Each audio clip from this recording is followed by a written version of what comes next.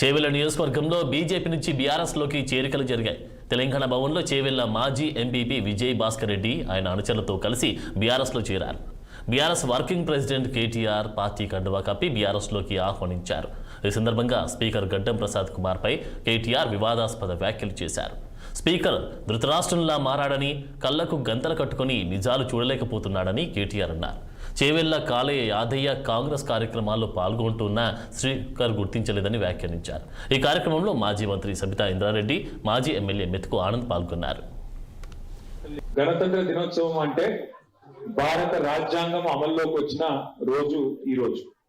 మరి భారత రాజ్యాంగాన్ని, రాజ్యాంగంలో చెప్పిన మాటలని, అందులో పేదవాళ్ల కోసం ముఖ్యంగా పొందుపరిచిన హక్కులని, వీటన్నిటిని కూడా మేము కాపాడుతామని చెప్పే కాంగ్రెస్ పార్టీ ఇవాళ రాజ్యాంగమే కాదు, వాళ్ళు రాసిచ్చిన మేనిఫెస్టోను కూడా తుమ్మలో దొక్కుతా ఉన్నారు. మీకు తెలుసు, ఎన్నికలకు ముందు కాంగ్రెస్ వాళ్ళు ఎన్ని అందమైన మాటలు చెప్పిండ్రు, ఎన్ని అందమైన అబద్ధాలు చెప్పిండ్రో మీకు తెలుసు.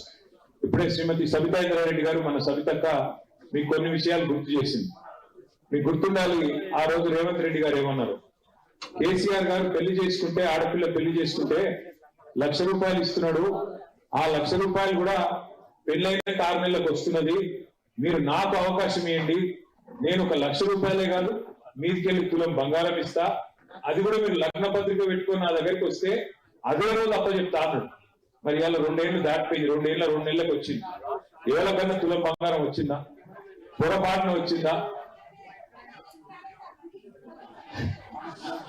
నేను ముందే చెప్పిన మీకు, రంగారెడ్డిలో ఏం చెప్పినా, వికారాబాద్ లో చేవెళ్ళని కూడా తిరిగి ప్రచారం చేసిన నేను, మా అక్క.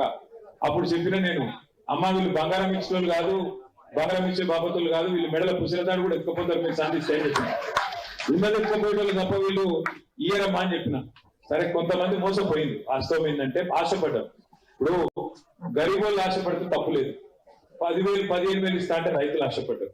అట్లాగే మరి కేసీఆర్ గారు 200 2,000 చేసింది కదా, ఈయన 4,000 చేస్తా అంటున్నాని ముసలి కొంతమంది ఆశపడ్డారు.